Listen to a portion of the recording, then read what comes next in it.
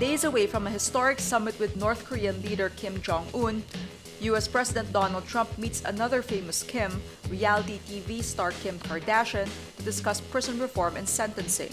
Kardashian was expected to meet aide Jared Kushner, who spearheads White House efforts at criminal justice reform.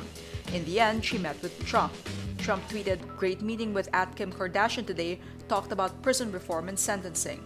Kardashian is known for her socialite TV persona, but also called for the release of Alice Marie Johnson, a 62-year-old in prison for more than 2 decades for a non-violent drug offense.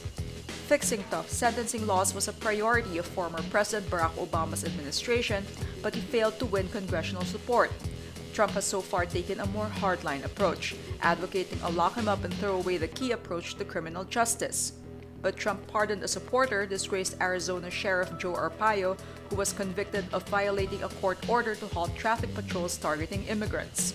He also pardoned Vice President Dick Cheney's former Chief of Staff, Louis Scooter Libby.